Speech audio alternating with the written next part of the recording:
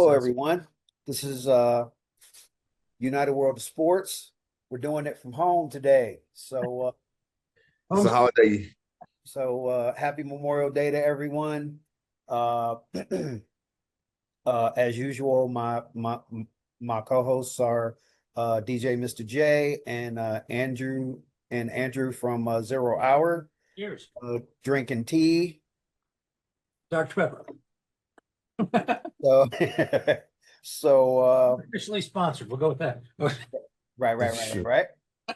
So I don't want to get us in trouble. with that, let's get started. Absolutely. So obviously you guys are coming out correct on hockey. I thought my Dallas Stars we're gonna shut up, Jay. Uh, look, um, but yeah, the first game looked like it was gonna be interesting. Now it's kind of looking like which hey, like I said, I'm a rookie on this. I haven't put my whole energy into it like I've done with basketball and football. So it's growing pains, so to speak. But overall, and between the fighting and the overall action, I feel like it's been a pretty is the playoffs for the NHL are definitely a worth watch. Oh, 100%. So Yeah, that's that's part of the reason why I love watching hockey. So what are you guys' feelings on the current standings? Obviously, it's looking like Florida is about to repeat what they did to the Canes before. Yeah. So That has to be. I thought I saw something to where they said the Canes have in that division, in that round, they have lost like the last 15 games. It's like they've been swept. Yeah. They've been swept. They've been getting kicked around in the conference finals. It's not pretty. No. Jesus Christ. I could not imagine to be swept every single time I got to the champion. That's almost as bad as Buffalo. I was just thinking championship. Yeah, it's like, yeah. But no, that's actually worse because at least Buffalo got to the Super Bowl. They got to the pinnacle. They get to the step by the pinnacle and then getting kicked in the face every single year. Like Philly with Andy Reid. Yeah, that's a good one. Yeah. Always the bridesmaid. Well, always the second in line to the bridesmaid, never the bridesmaid or the bride. Yeah, and now everybody try to give Terrell credit for getting them to the Super Bowl when really he hadn't played since either week 12 or week 8. Yeah, he had been out for a while. But yet, if you bring up the fact that he got him to a Super Bowl, they go, yeah, Terrell got him there. No, he did not. He was sitting on the bench. The only reason he was in the game was because he said he was gonna play in the game, and obviously, nobody's really gonna try to stop that. But anyway, yeah. In terms of action and things of that sort, and just watching the dirty play. They say that other sports are dirty. Them boys is dirty. You see the one that the Dallas Stars hit the guy on the arm with the stick. It's only illegal if you get caught, man. Exactly, but they got over. But hold on, did they get a call? But the other thing was the other part of it that tripped me out was after Edmonton lost the first game, you could tell.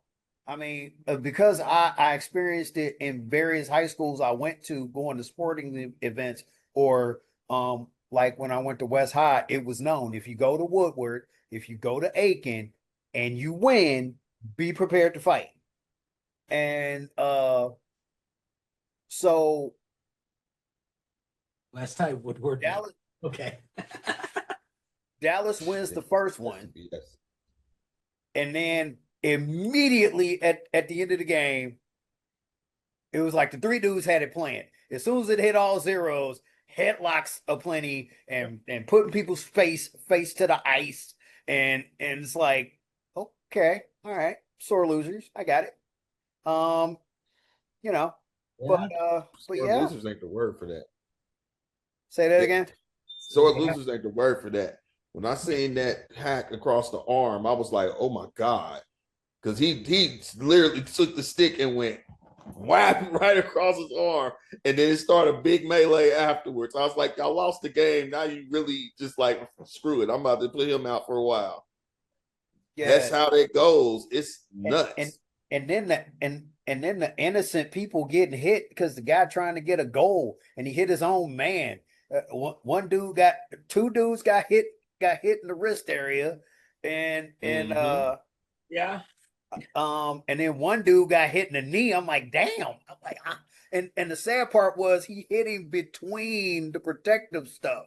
It's like what kind of bad luck you having that day? What kind of bad luck you having that day when your own teammate is trying to shoot a goal and you just happen to be right where he tries to take the shot and it hit right between the protective covering, hit you right in the knee. It's like, how?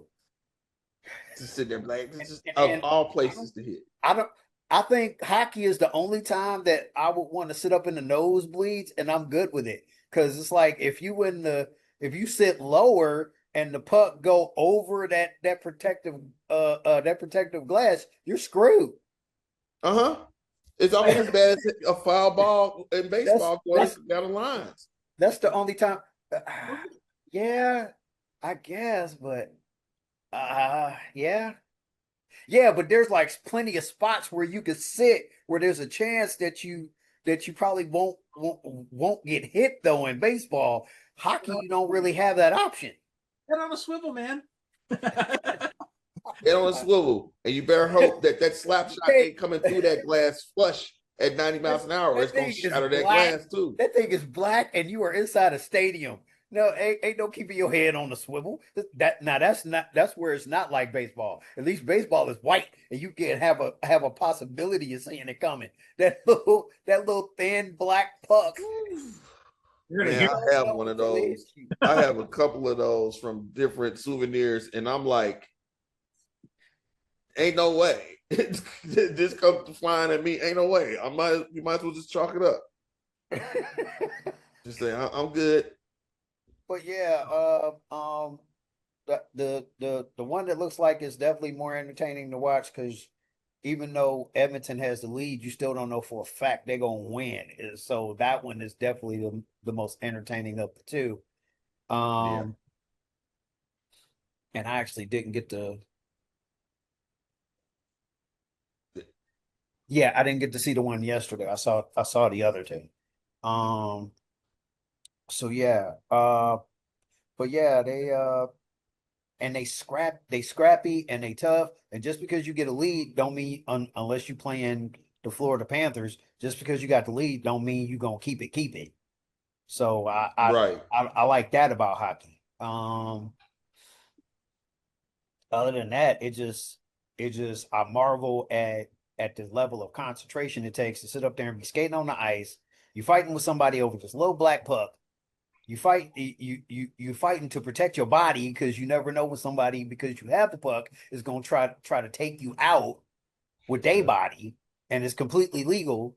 And it's like I know I couldn't play hockey because the first dude that put me up against the glass, it's open season. Like, dude, for the rest of this game, you better not get that puck. I'm telling you. I'm coming for you, and I'm going to be so cerebral about it. I'm going to make it look like a legal play, and I'm going to literally take you out. But that's one of the ones where they said hockey's the only person where you got somebody that will sit there and will skate around and be like, yeah, who am I going to hit? Who am I about? You did something. Take my 2 minutes in timeout, come back out.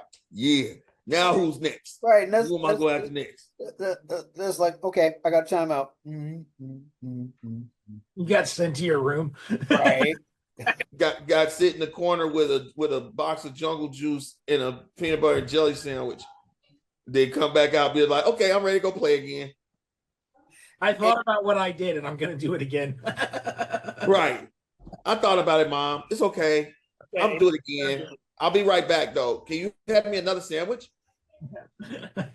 And with with that being said, I've noticed something about hockey and the NBA.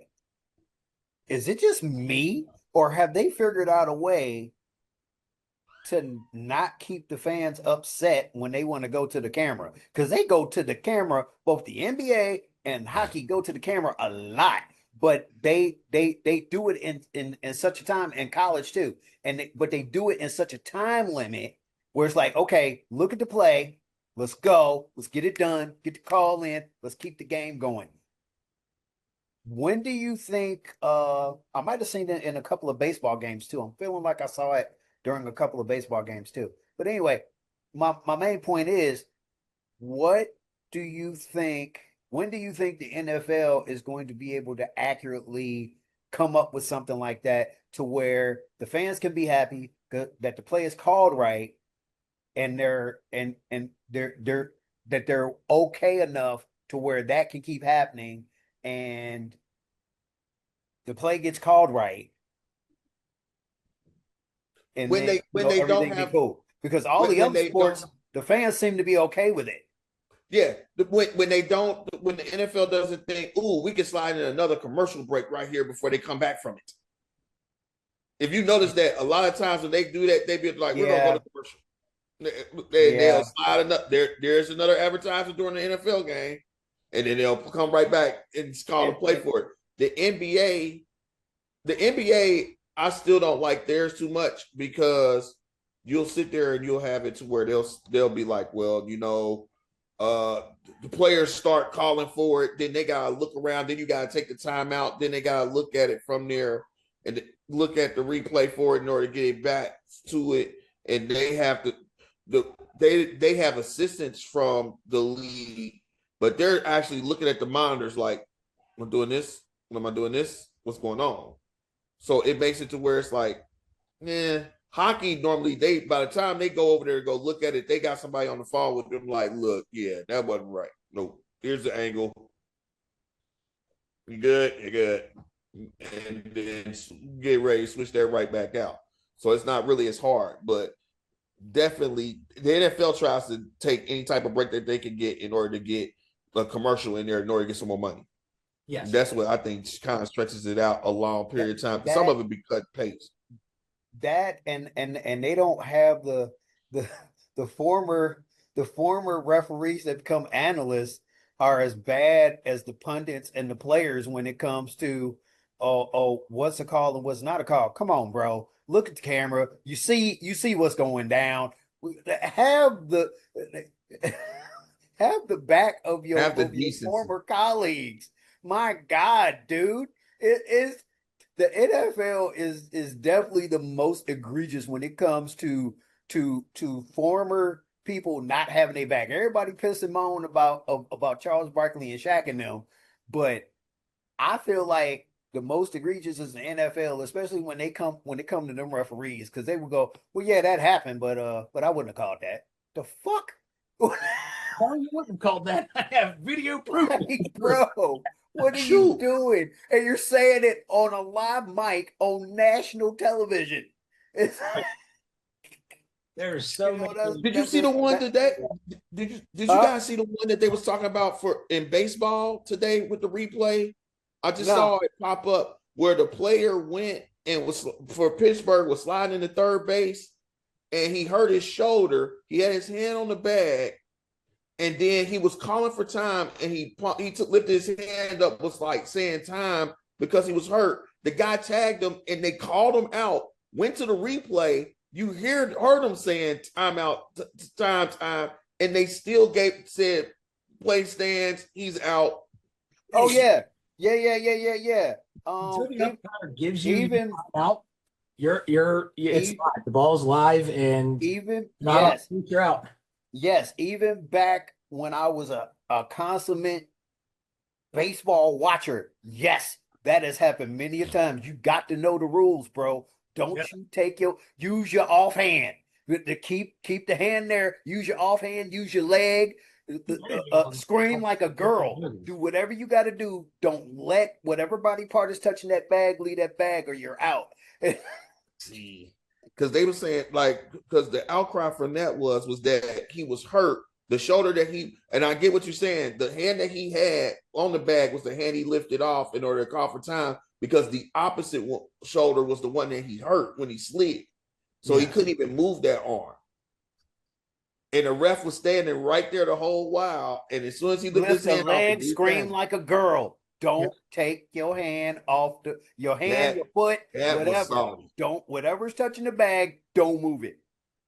Like get up and get up. Once he say you safe, then put your foot on it. Then go, hey, I need out.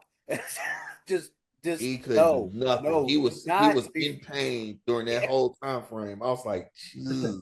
I know, and that part sucks because he is not the first player in history that I've seen that if whatever limb, if a limb leaves that bag, you're done. See, it's like wow. But I heard my kid screaming in terror don't matter. You better not. Don't stay out that bag, bro. Out, yeah. You know, I was having a heart attack. You better have a heart attack with your foot still on that bag, bro. Heart attack somewhere else, man. Right. The fans gonna be having a heart attack because they called you out. Boy, they was screaming. They were booing so hard. I was sitting there. I was like, wow. And this okay. And that's why I'm always talking about.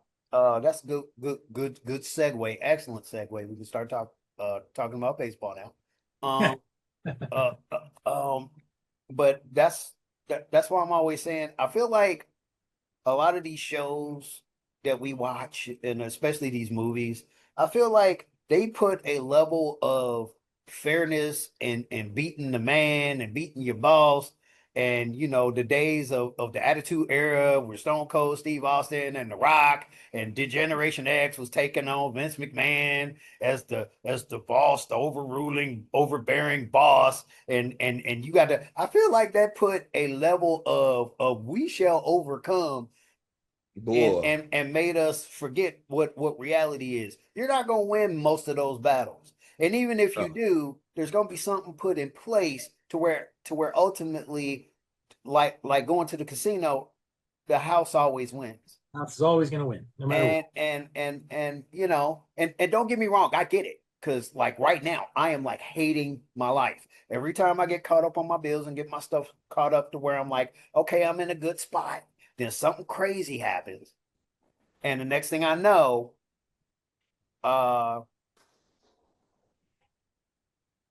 instead of being able to focus on this and growing other plans that I have in my head to try to build on this, it's having to take a back seat because I'm having to go out and work myself to death and try to catch everything back up or deal with this and deal with that. So and that's just the reality of it. That's life. That's the reality of it. And I believe, I hope that my 21-year-old is starting to get what I'm talking about now that he is grown and he's experiencing a lot of things. I've said some things to him, but like, and that's going actually, this is a good topic, and this is going to take us segue into the first topic on baseball, the Colorado Rockies.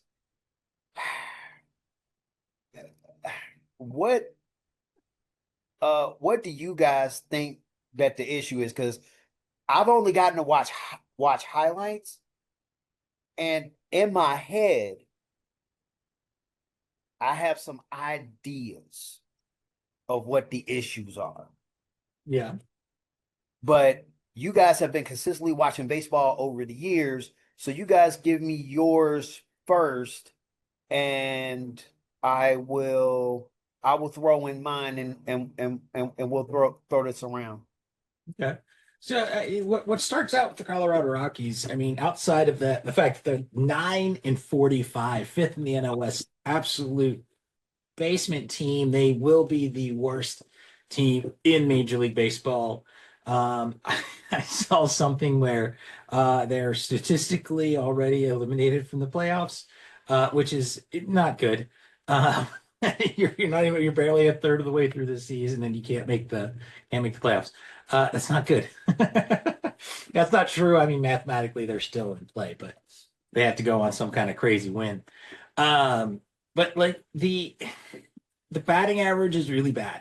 They're 30th. They're dead last in baseball in batting average, almost dead last in home runs, almost dead last in stolen bases.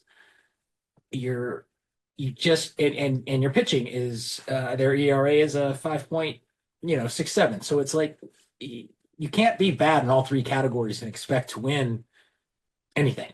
You have to be good at something to win anything. Whether it's you're winning a bunch of one-run games because your pitching is keeping you in it and your offense is poor, or your offense is great and your pitching is terrible and you're scoring 6-7 runs a game and you're winning.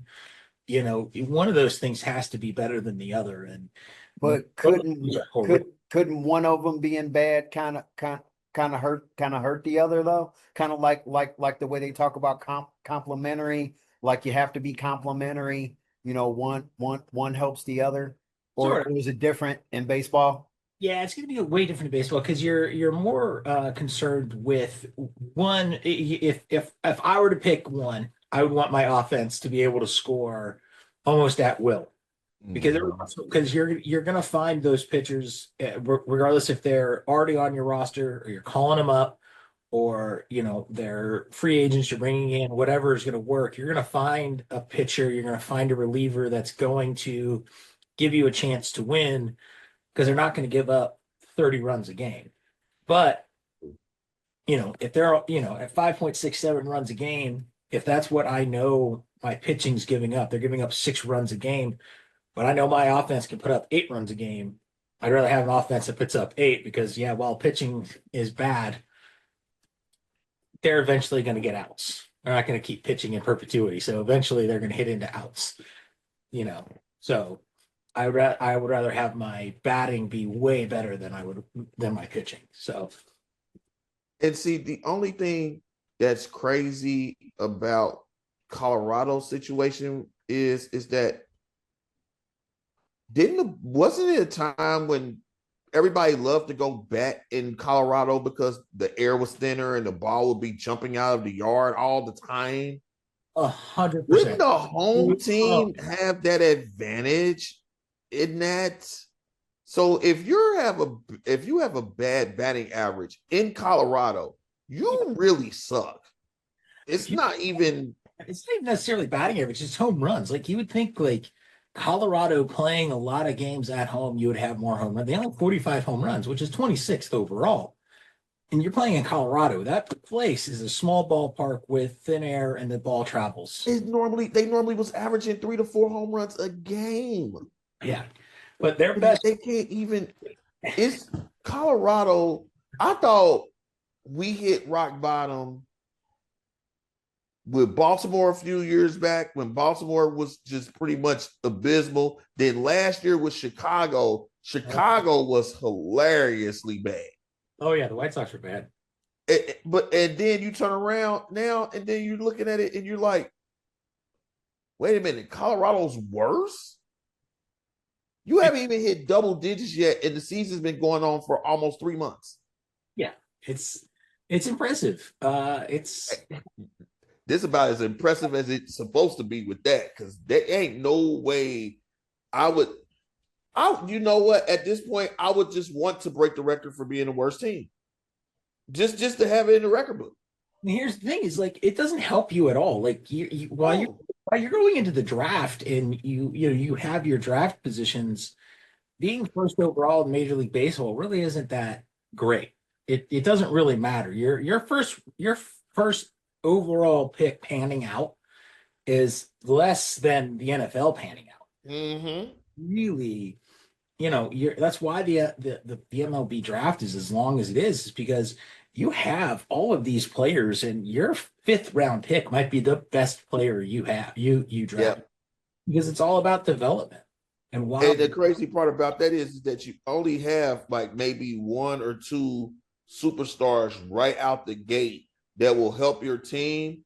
right, Paul Skeens, I forgot what the other gentleman was that was with Tennessee that came right through when he graduated from there. But a lot of those players are on those perennial college teams that are always playing deep into the College World Series. So they got the reps, they got the at bats, they got the time frame to where it's almost equivalent to being in the minors.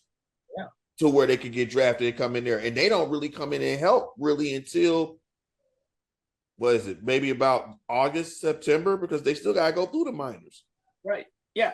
So like you have these teams that will call in or call these guys up in September and do the September call-ups because it doesn't count towards their eligibility. And you find out, oh, okay, they probably can handle higher level of baseball.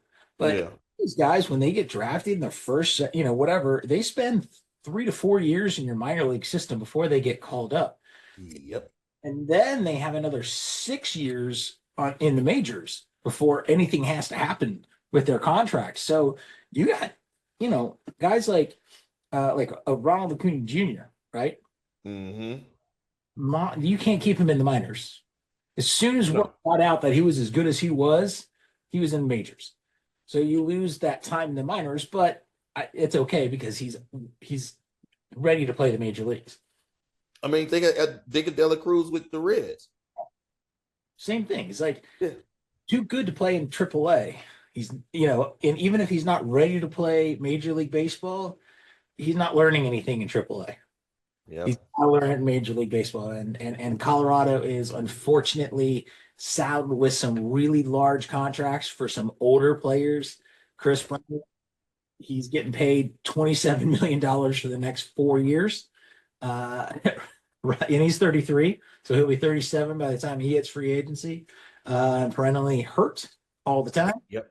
Ryan McMahon, he's 30 again. It's not that he's costing a whole bunch of money, but he's again $70 million, 6 years and $70 million. He still holds on to that money. So they have they don't have a whole lot of people they're paying a bunch of money to, but they have some contracts that I think that they are honestly waiting for the next year or two, 26, 27, when their draft really starts coming around and their players that they drafted the last 3 years, they'll either have to trade them and get something back for them to a contender, which seems to be a lot of these mid-level teams until they pull an Acuna or a Skeens or somebody like that where they can build for 3 or 4 years while they're on their rookie contract. Right. And win a title. And then it's back to the back to the grind. And that's what a lot of people, I'll tell you that. A lot of the fair weather fans that don't pay attention to a lot of things when they start hearing the stuff with De La Cruz around here, where they're saying like, oh, well, they're not going to be able to keep them. Like, yeah, they're probably not. But the only way to keep them is you get a contract like they gave Votto, that on the back end of it, everybody was like, why are they still keeping Votto for that's the price you pay in order to keep your superstar at that time frame with your franchise and not be a minor league system to the Yankees, the Dodgers, the Mets.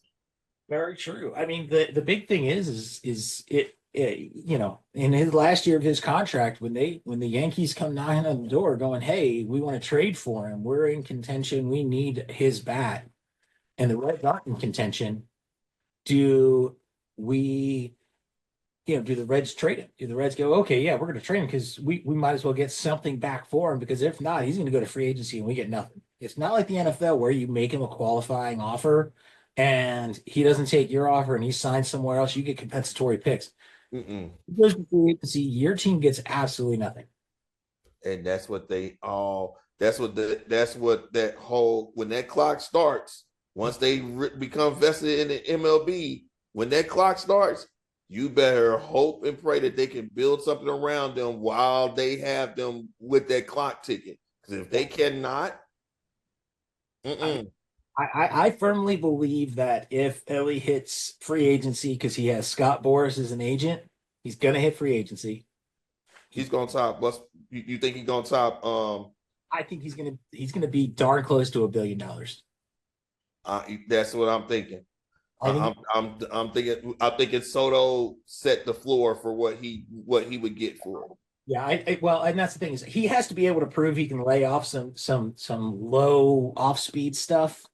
Mm-hmm. Base bottom of the strike zone, balls and strike, and keep bring the pitcher to him over the next year, this year, next year, and then it doesn't matter what his power numbers are. It matters what he's an on base guy. As long as he waits, he's gonna steal, and then he's gonna score because he turns a single into a triple every time.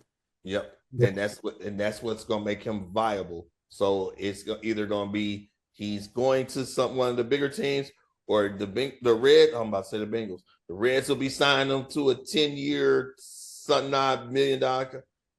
They'd have to sign him to almost a 20-year contract, kind of like how they paid off kind of the Ken Griffey Jr. and Bobby Bonilla contracts. Yeah, that's the only way that they're gonna be able to do it.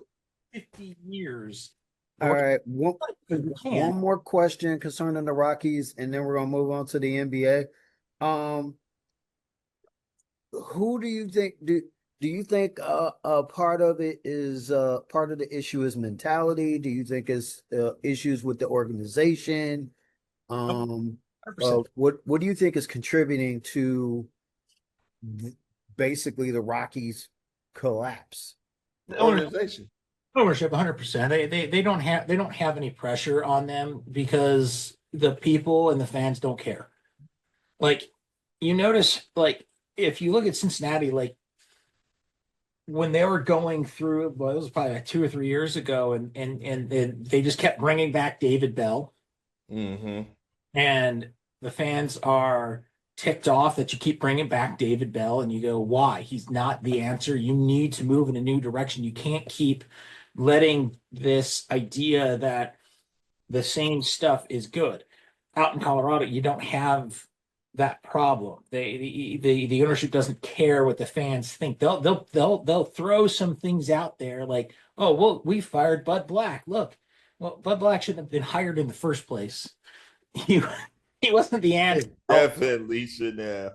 He's past his prime and not really in it. Like, Bud Black's I think Bud Black's a great baseball mind, but he is just he's not a head coach anymore. He's not a manager anymore. He is a front office guy, and he can evaluate talent like crazy, but he is not a on the field manager guy anymore. He just isn't there. So, like, I think the ownership in the organization is just not caring, and it's just like the Oakland A's situation. They don't care. They don't care about What they care about is how much money am I bringing in the gate? How much money are the Dodgers going to pay me every year from revenue shares and TV rules and all of these things? Because that's just the A's. They don't care. They're playing in a minor league ballpark, for God's sake. The A's. Yeah, I've never seen somebody care less than the A's. The Rockies are. No, they care. They gonna care once they get to Vegas and they get that amazing stadium that they're building out there for that. It's gonna be crap, just like the Raiders. I don't know. That baseball stadium to be in the desert, that's one thing I just couldn't understand when they said that they were moving there. It's already 100 degrees outside in Vegas. When I went last year in April, they were in a heat wave where it was 100, 105. Why do you think you're gonna want to be playing baseball in a semi-outdoor arena during the summer in Vegas? I don't know. You gonna be like this in the middle of Las Vegas. It's right in the middle of the strip. That's where they're building that baseball stadium at. It's going to be nuts in there. Yeah. And They better have every seat better have a misting station or a ice cold thing. It better have robotic beer. Right, you better have a frozen butt in order to sit there for that to sit there for that entire time. And you gotta be something to where it's gonna keep the people. Just sit up there and be able to like just hit a button and it just pop up out the ground. Like here, you don't even gotta walk up. Thank you. Don't move. We got it covered. IV drip of ice cold water or something. Just something. I could see them if the Colorado Rockies continue this horrific slide, like winning 25 games a year. If they do it again, I think that they could look at having a pressured sale, like Major League Baseball with Marge Schott over. Well, hers was a PR situation, but they could force. I think they could force an ownership change in Colorado if this continues. And that's where Oakland might come back into play. They might take that squad because it would be nice to see them have another great team. Like I feel like they haven't had a good team since the days of like Canseco and Mark McGwire. Oh, they had good teams. They had some glimmers in the late 90s and early 2000s. They had some glimmers, but lately it's Monster been Mash. It tells you how old I am. The Roid Rage. That was the only time that the song Monster Mash could be played outside of Halloween, and everybody was just with it. Yeah, the Roid Rage. That's what that was. Monsters. Folk smack. Right. That was both of them. Yeah. You didn't give me my cut. Slam the ball. Him and those guys and Barry Bonds, like, whew, it's a lot of juice, man. Boy. Wait. Barry Bonds hasn't. Nobody proved anything on Barry Bonds. Oh, stop that. You proved that when you saw his neck. You saw he was wearing like a size of... If the glove don't fit, you must have quit. When I show my kids photos of him when he was in the NLCS against the Reds in 90 versus when he was with Pittsburgh, when he broke the record. Yeah. Versus when he broke the record. He was with Pittsburgh. Yeah. Like, yes, it is. Him and Bobby Bonilla used to tear the Reds and the Tigers up. It was horrible. I couldn't stand them. The Killer Bees. Bonilla. It was Bonds, Bonilla, and Andy Van Slyke. Yep. Yeah. Yeah. But here's the thing. You take Barry Bonds' records, right, and you eliminate all the steroid years, he still has more hits, and he would still be a Hall of Famer without him. Oh yeah. That's why. That's one of the ones where it did make sense to do it. He just wanted. I think part of him was like, I'm not gonna let Sosa and McGwire and them have all those records. I think that he started it because that's where the money was. He saw where baseball was going, and it was home runs. I got to hit home runs. If you don't hit home runs, you're not really relevant. You could be as good of a player as you want, and the Hall of Fame might come knocking when you're done. But if you're not hitting home runs, you're not relevant year to year to year to year. And that is, you're not feeling. There's this. Well, yeah, that was the thing. It was like if you were hitting home runs, you were the shit. You were the man. So, but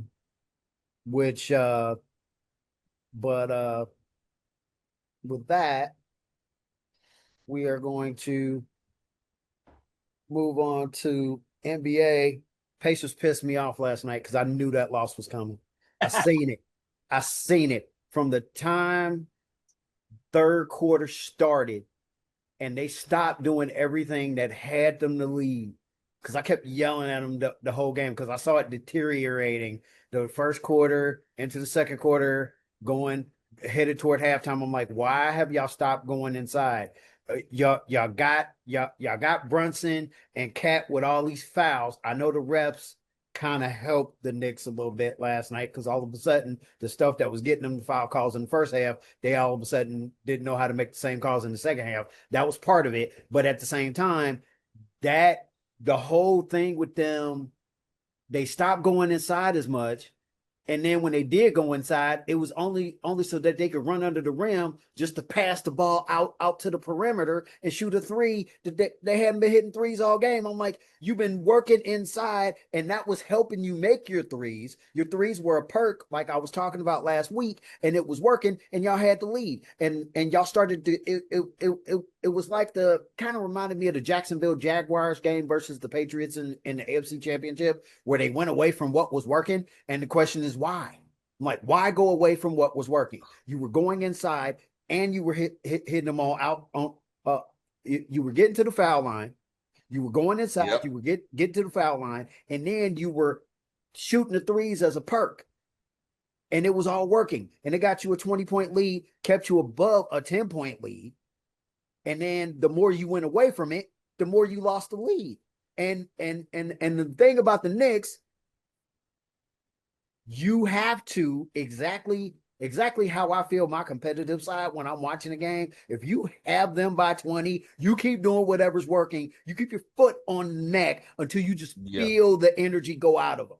And the problem with the Knicks is that's not going to happen till pretty much the fourth quarter. So you got to figure out how to just beat the brakes off of them until somewhere between the second half of the third quarter, beginning of the fourth quarter, they're like, okay, no mas. But the bad part about that is that that's still hard. It's hard to figure out when they actually do it until you see it happen. You don't know when it's going to happen until you kind of see it. So more than likely, you just got to beat the brakes off of them till it's like less than 5 minutes left, maybe 3-4 minutes left. You're up about 20, 25. And they still can't stop you from doing anything that you want to do. Yeah. And then they're like, okay, yeah, clearly we ain't winning this game. And then Thibodeau make Thibodeau call no mas, because as long as Brunson and them are still there, they're not gonna call no mas. It was crazy watching that game last night, because if you guys remember from last week, I said the only way that New York would really be able to run away with this was that Karl Anthony Towns would have to play like he played at the back end of that Celtics series. And he hadn't done that those first two games. That fourth quarter, I was in a bar waiting on some food, and I saw him hit that one where he caught the ball and just chucked the three up, and he hit it, and then like 2 plays later was when he caught that pocket pass and went straight down the lane and dunked on him for there. I'm sitting there, I was like, where has this been at all series?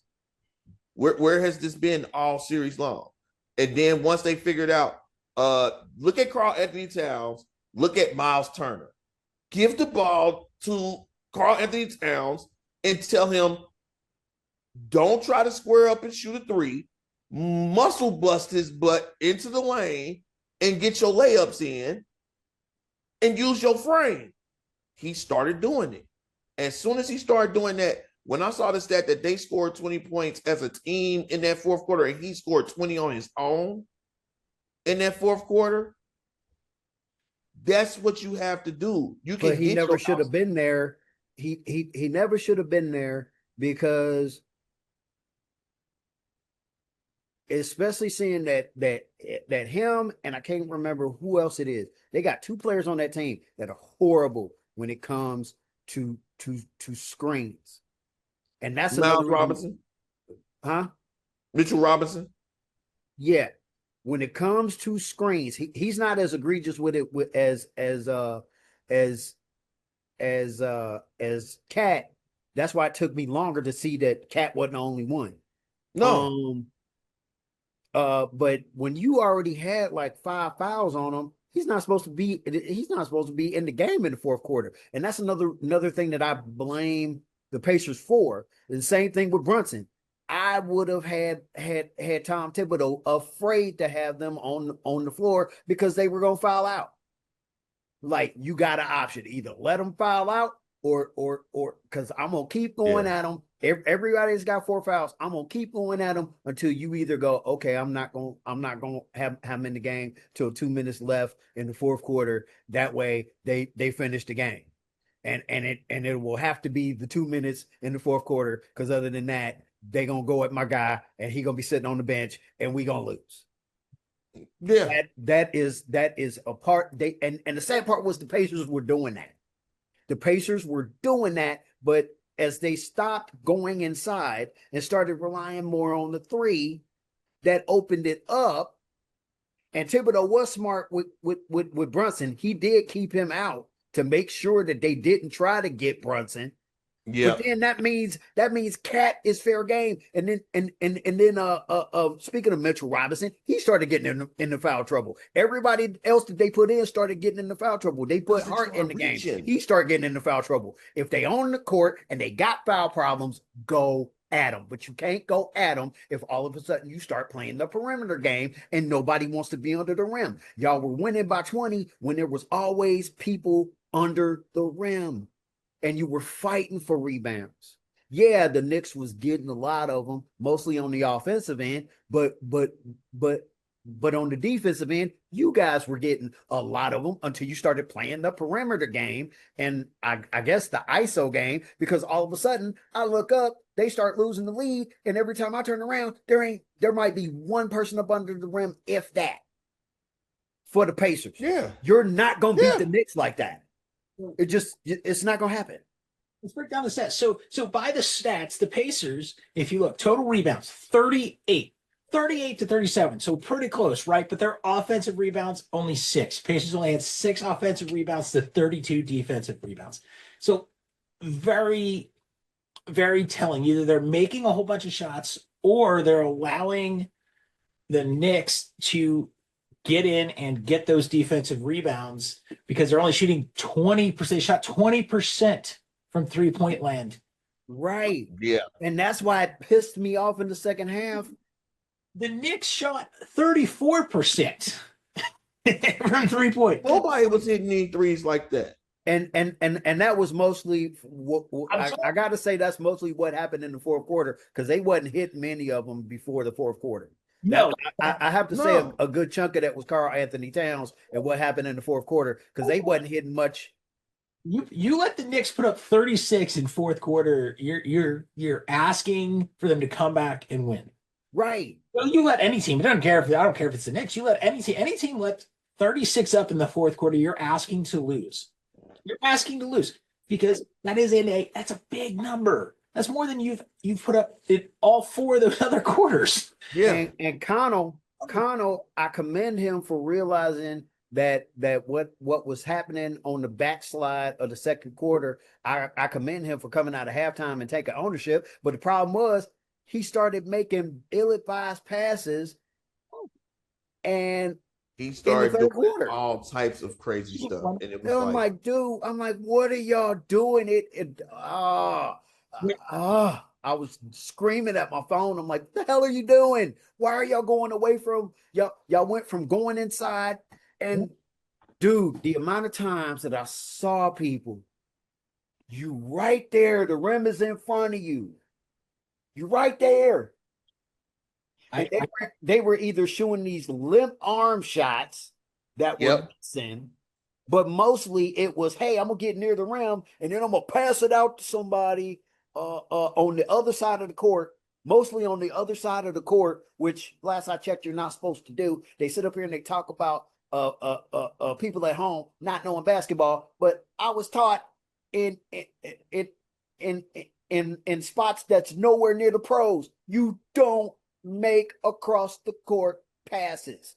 And yet the NBA, they do it like it's supposed to be done.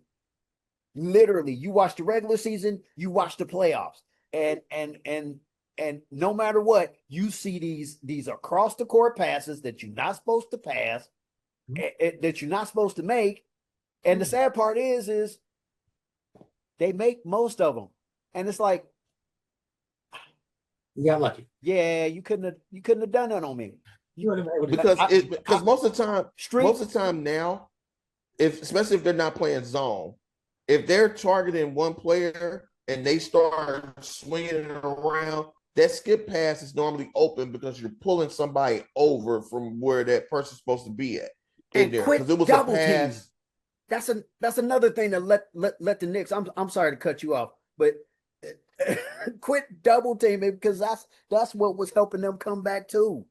It was like, because every time you call they came up.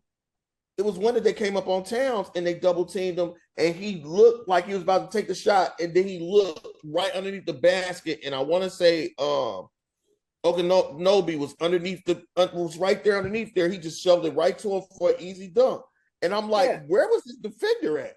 He could just drop step and be at the rim, and nobody's around him.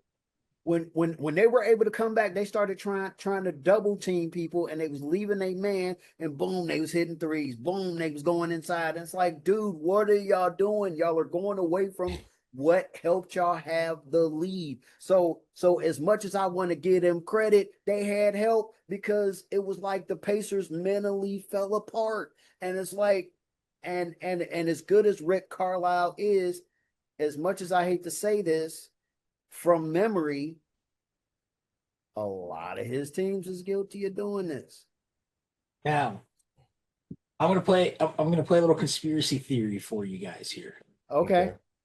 All right. I'm thinking caps. What do you know what the over-under was for that game yesterday? I do not. 221.5. Okay. Yeah. Ooh. Who was the favorite for that game yesterday? Indiana by 4. Indiana was a 2.5 point favorite. Oh, so they dropped below the Mendoza line on that. Bingo. So only a 3-point favorite at home. Eesh.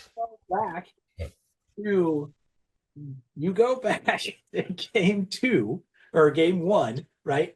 Where they scored an absurd amount of points. Right? Yeah. 48, 135. And you go, okay, that can't happen again.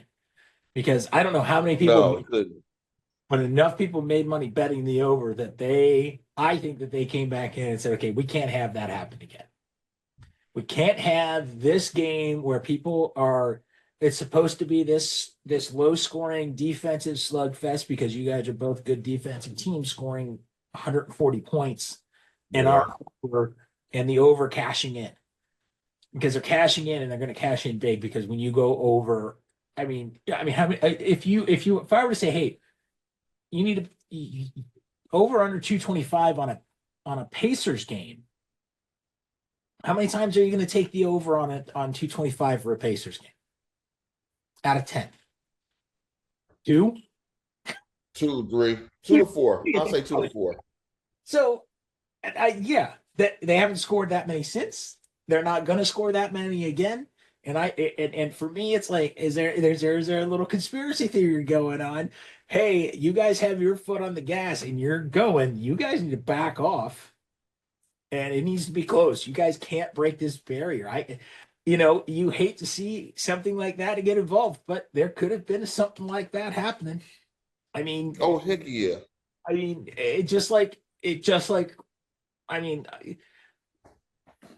the Thunder beating on the Timberwolves for 2 straight games, and I mean beating on them. Yeah. And then the Timberwolves coming back and winning by 42. This is counterbalance. I don't expect that to be the trend. I think you caught Shea on a bet. Shea gave you your quintessential, I just want an MVP bullcrap game that next game afterwards. But I will say this, and this is where when people say the refs might be involved, I will say this. In that game where they got that last game, I did notice that calls that were being given to Shea weren't given to him.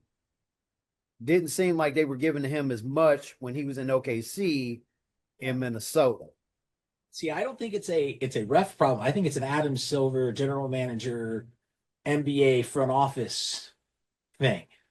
Oh well, They're, yeah, they're no longer. I don't think the NBA is a competitive league. I think it's turning into sports entertainment. I said refs, but uh, um, as we know, because they made sure the analysts made sure to tell us when the playoffs started, and we started to notice that the whistles weren't being used as much. They made sure during the game to let it be known that Adam Silver told the refs, like, hey, it's okay to let them be a little bit more physical. So yes. And the funny part about that is that nobody ever says that when they're blaming the refs. They never actually question if it's coming from the top, the boss. They kind of think of it as, oh, well, they make the least out of everybody on the court or the field. So somebody's pulling them personally to the side and putting some money in their pocket, which also may be happening. But we know in the NBA, 9 times out of 10, whatever the refs are doing, they're usually told from whoever the commissioner is. Now, my question is this: especially after what Broussard said, that uh uh crazy take he had. Um,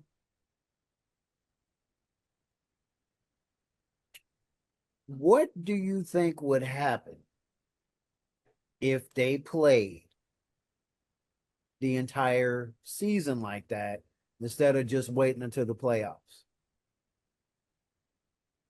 What do you mean? They would have been number 2. Huh? I would have thought they would have been a number 2.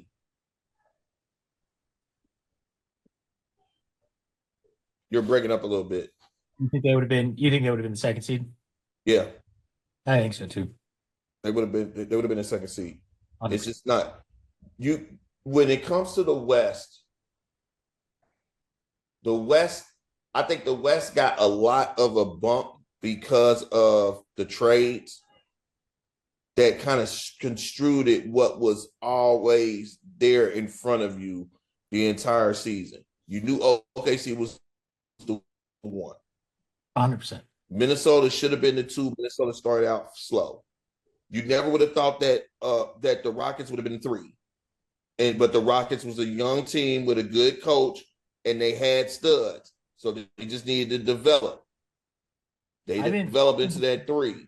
Then you start seeing like, okay, you got the Warriors. The Warriors are always going to be in the mix as long as Steph is there. The Lakers are going to be in the mix somewhere. From that, you pray that the Clippers is going to be in there, and it just kind of jumps around and everything.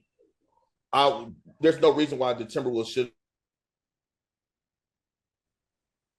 To me, shouldn't have been to me, I feel like that mentality that this would have been it. It would have been more of an argument that it would have been the Thunder against them versus anybody else. Yeah, I feel like the mentality of I just want to go out there and play ball has hurt a lot of these great players, because when they need to turn it on, it's hard for them to do it. It's harder for them to do it than those people that they're like, okay, I'm the guy, give me the ball. I'm the guy, give me the ball. Hey, guys, we got to step up. Hey, guys, we got to do better. Like Jokic.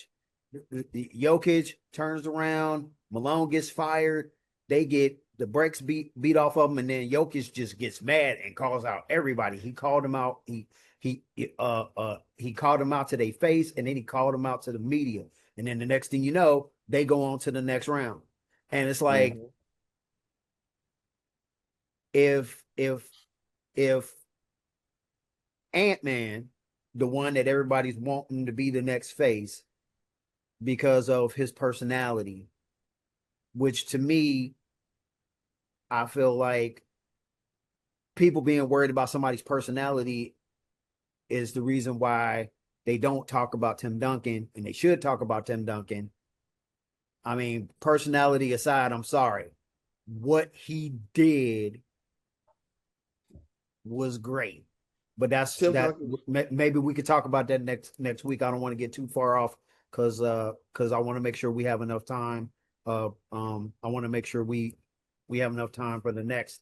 So, but I feel like those first two games, that's what was missing. Where was the energy? You didn't feel the energy. Plus, him talking about he has a hard time reading the defense. Hold on, bro. How can you be how can you be the face and you admit on camera that you have a hard time reading defense?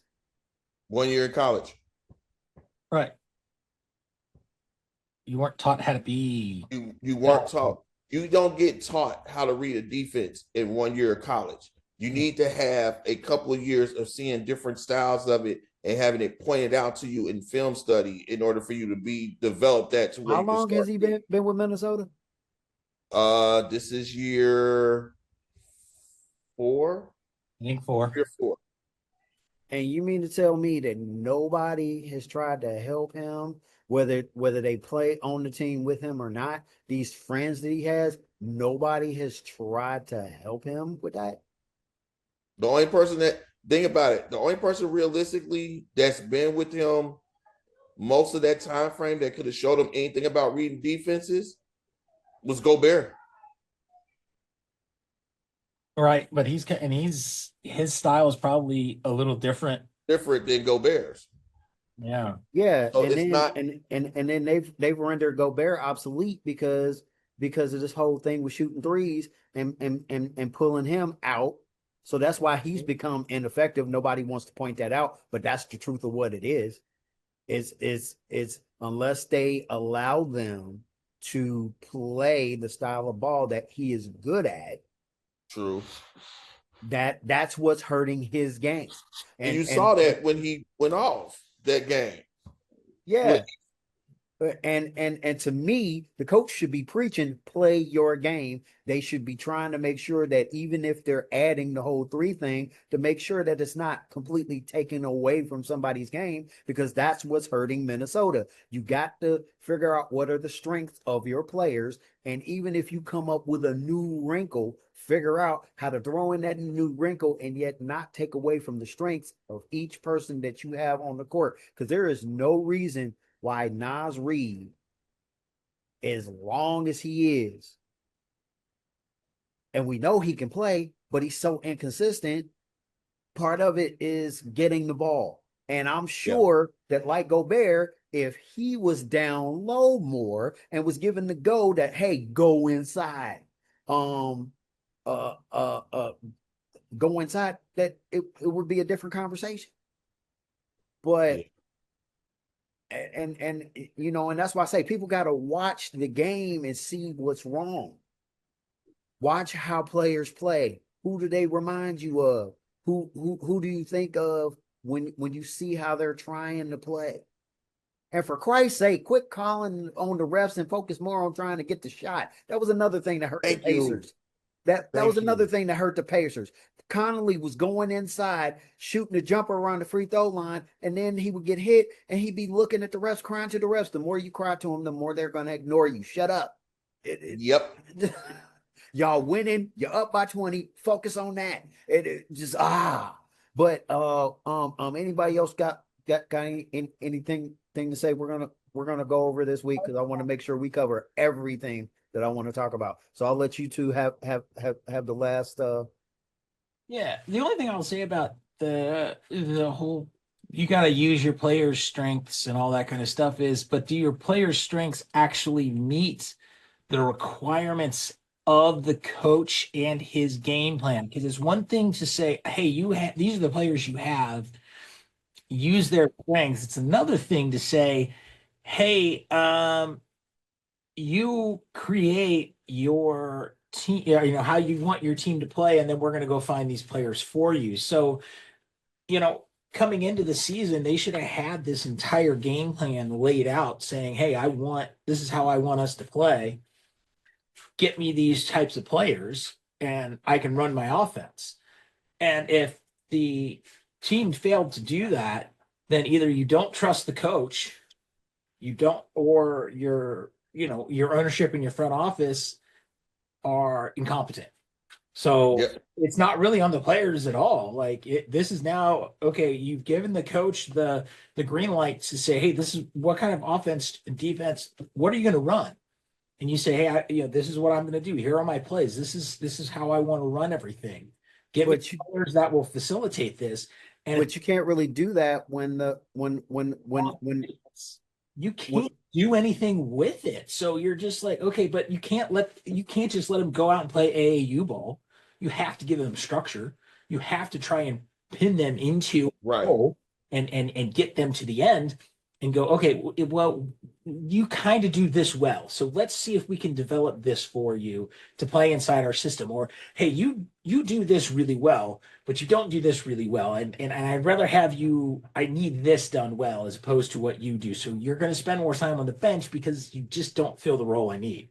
And that's the issue is, maybe if you look at, maybe if they're looking at, hey, yeah, these guys that are, playing if you play in a different offense, right? So let's say you play for the Rockets and you're you're a 7'6" center, right? Well, yeah, you're gonna play because we have the type of ball. That's the type of ball we play. We bring it down, we find the inside guy. Everybody else crashes the boards when you take a shot and gets the rebound if you miss, or but Minnesota might not play that way. So it's I think that there's a whole list of things that you can pick apart and go, well, if you just played this guy, well, you'd win.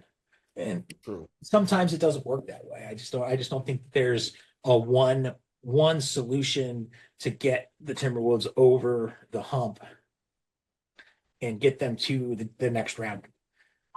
As much as I want to see that happen, I don't Yeah, I see what you're saying. Jay, you got something else before we move on? I think that on the flip side of that, what you're seeing is that you saw a coach come in with a mind state with OKC and build around when they traded for Shea Gildress and they said, this is going to be our focal point. And they have drafted and they have built around him in order to give you the quintessential team that you see in there. You're going to have blips. Any of the teams that you see built, you're going to have your games like you saw 2 nights ago with Minnesota. Minnesota went home. Minnesota went home. They turned around. No, don't feel bad. Minnesota went home. They had their home crowd right there. They had already laid 2 eggs. They were like, okay, we're not going to take this. This is our one. That's why when we made our predictions, I said in 5 or 6, because I knew they were going to have to give them the one. But coming out of it now, if OKC comes out there tonight and they win by 15 to 20, the series is over. It's not going past 6. If they lose a close game, then there's a possibility that they might be able to steal one in OKC in order to bring it back to Minnesota for game 6. But if what's happened before with these 2 teams over the past the first 2 games in OKC, if he turns around and if they end up beating them again where it was close and then all of a sudden it's a boat race and they win by 20 or 30 points, that happens again in Minnesota, you might as well just get ready to say OKC is going to be hosting the finals. Now, for the Knicks and the Pacers cannot afford to let the Knicks do what they did again. The Knicks are the antithesis of what anything that we have ever seen in the playoffs coming to fruition unless it was a dominant team. They have a better record on the road than they do at home during these playoffs. Yeah. So if they beat Indiana again in Indiana, then Indiana pretty much has to understand that they lost. There's no way that they have home court advantage anymore because they're beating you in your own place. You got to put together pretty much a perfect game to beat them in New York. I mean, they did it twice already. Yeah, they did it twice, but they had to. Their first game was wild. Yes. And then the second one was more. I think New York ran out of time. They did. New York. So if they don't win tomorrow in Indiana, it's going to be a mess. It's going to be a mess. If you look at the points, man, like it seems like the momentum is swinging back towards the Knicks, and if the Knicks tie it up, I don't think the Knicks lose again. Nope, and that's sad because Indiana, for Willie, from what you said, Indiana is the better team, but like I said, the Knicks right now are on a heater, and if somebody puts a little bit more juice into that flame for it, they'll end up knocking them out. And that's the one thing that I think that eventually, if it's the Knicks and the Thunder's going to win it. The Pacers give the Thunder more of a challenge with it, but I wouldn't be surprised if you start seeing Sinatra's New York at the end of this, because the way that this team clicks sometimes is kind of weird with this, and they're not scared to be on the road. Nope, they are not. All right, and with that, we're gonna move forward and start with Brock Purdy's contract. Now, so I am not a 49ers fan at all. I don't like them at all. Because they beat my Bengals twice in Super Bowls, and they've ruined all of Cincinnati's childhood. Yes, they have. Pretty much. I don't like them at all. So that was Joe Montana. That was not Brock Purdy. It's almost as satisfying as Cleveland getting saddled with Deshaun Watson. Like, it's almost as satisfying. It's so close to being more satisfying than Deshaun Watson in Cleveland, but 265 for 265 is wow. What I would be with you. I would be completely with you, but here's my issue. I don't think we can make up our minds what actually constitutes a great quarterback. I feel like some of the quarterbacks that are being considered great, you look only at their play, but then the whole reason behind what it's supposed to be about, which is championships, we will go, nope. Doesn't matter how many playoff wins you have. Doesn't matter. That stuff doesn't matter. Then it's how you look on the field, and we will put how you look on the field above what you're actually supposed to do as a player on the field. It's amazing. Because last I checked, two people that are definitely considered, which I'm not going to argue, Josh and Lamar. Yeah. Talent-wise, physical talent-wise, they are better than Brock Purdy. But according to what your job is supposed to be, which is getting to Super Bowls and getting to the conference championships, I'm sorry. Last I checked, the one that is least talented is better. That's kind of like people that want to go, oh, well, Terrell was better than Jerry and Randy was better than Jerry, maybe physically, maybe to the naked eye in terms of their speed and their physicalness of the game. But according to championships and the actual statistical records, they're 2 and 3. Last I checked. Mm-hmm. Yeah. But because we got to have somebody now in this generation that was better. Well, okay. I won't argue with you there, but bottom line, last I checked, you're supposed to have the stats, you're supposed to have the championships, and that's what it's supposed to be. And we move the goalposts according to the player that we like's ability or inability to reach those heights. Yes, it's difficult, not the point. There should be a standard.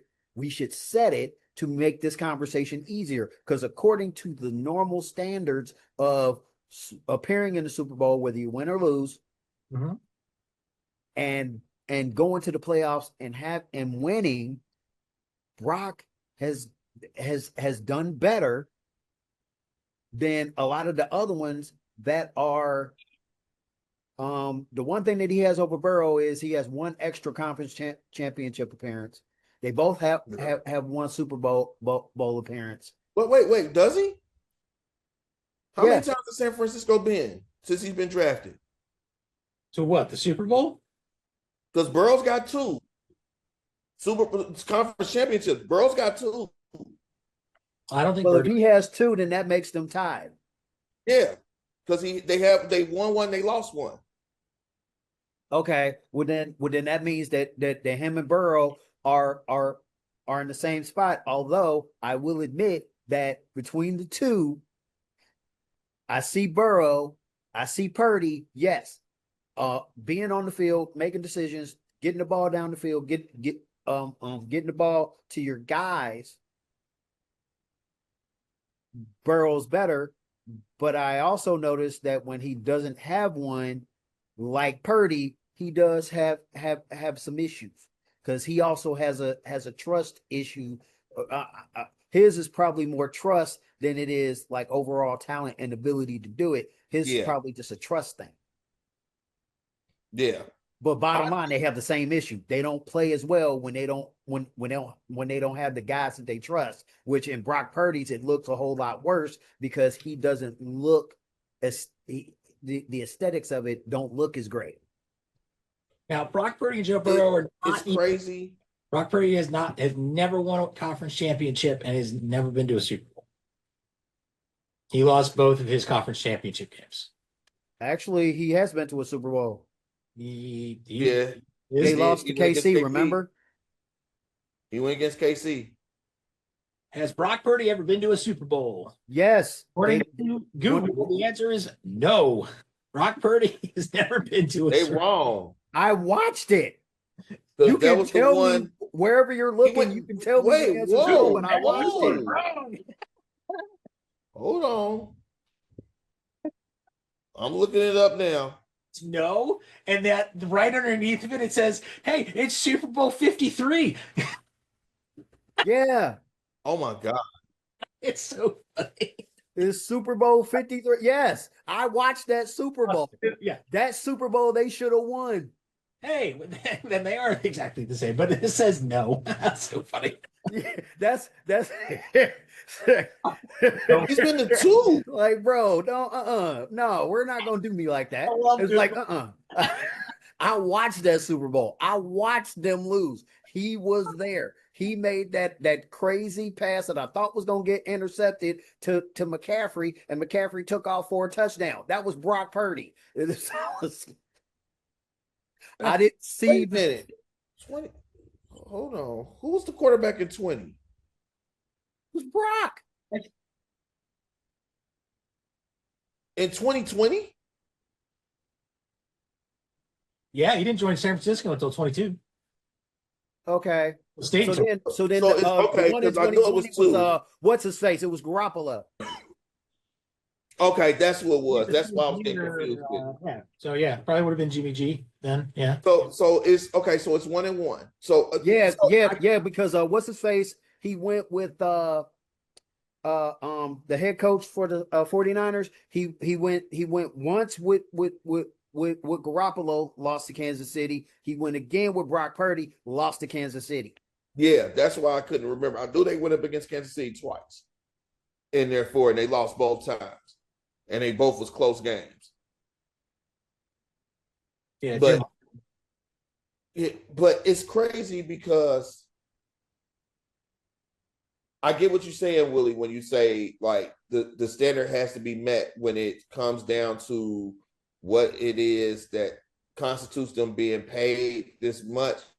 A lot of these quarterbacks that's in this league right now have lucked up because when they've been up for their renewals, especially off of their rookie contracts, they've led their team to the playoffs right before then. And that's what's gotten them paid. Think about Dak. Yeah. Think about Jacksonville's quarterback. Dak, to me, Dak is a different conversation for the simple fact that Jerry can't. I've said it. I said it with um Romo. I said it with Romo. Mm-hmm. I said it when Jason Garrett ended up as coach, and people they admitted, certain people admitted, most people won't. Jerry likes yes men, and He has he now. likes yes men, and he don't like to be wrong. He will stick with something no matter what. He shouldn't have gave that last money to Dak because he had already given him a contract, and basically like I've told you, Jay, because we talked about it when I was at the school. To me, Dak is a better scrambling version of Tony Romo. Mm-hmm. Like, good during the regular, you can trust him during the regular season. The playoffs, you cannot trust him during the regular season, and you know, basically prove me wrong. If people don't want to go with that, I'm sorry. I don't just support people because, oh, that's a brother. I don't just support him because of that. And that's another reason why I have an issue with Lamar. You're a quarterback. And they're so bad trying to push how good he is that now they're trying to lower down the number of scrambling quarterbacks that there are in the league so that they can give most of the credit to Lamar. And I'm not liking what the pundits are doing with that either. Yes, he may have been scrambling his entire career, but yeah, Russell is a scrambling quarterback. And please don't forget about Doug Williams, and don't forget about Warren Moon, and don't forget about Mm-hmm. Randall Cunningham, and don't forget about Donovan McNabb and Dante Culpepper, and the late great Steve McNair. The late great Steve McNair, and don't be sitting up there trying to lower it down. And what they have to understand is this: you can have the scrambling ability, but at the end of the day, you still got to throw. That's why Patrick is doing so well, because you literally can't stop him. You give him less weapons, you still can't stop him because he's going to beat you with his arm. He's going to beat you scrambling. And he shows it every year, even when he's hurt. He will play through it hurt. The man, I'm glad to see that he brought championships to KC, because even though I may have had my team, because of Super Tecmo Bowl, I had players on like them KC teams that I wished KC would have won one when Derek Thomas was still there, because that was other than LT, that was my dude. You know, so and I don't like all these narratives. Here's the deal. Yeah, it helps to scramble, but at the end of the day, you're a quarterback. You gotta beat them with your arm. Yeah. You gotta beat them with your arm too. So my question is that if we're going to set the standard for what quarterbacks need to have to accomplish in order to get ranked into their highest paid, because what ends up happening is that right now it seems like if they make the playoffs and their contract is up, you automatically need to pencil them in to be in the highest paid quarterback in the league the next year. It's rare that they take less than that unless they got there and they didn't win. If they get to the playoffs and they win, then they're getting paid. Yeah, because that's how Trevor got his. That's how Trevor Jordan got his. That's how Kyler Murray got his. Yeah. And Kyler Murray has just, I laugh at the pundits every time they go, yeah, I think Arizona's coming out with it. Kyler Murray's, this is his year. I laugh at him every time. The only thing that's more laughable than when they say Kyler is when they say the Dallas Cowboys.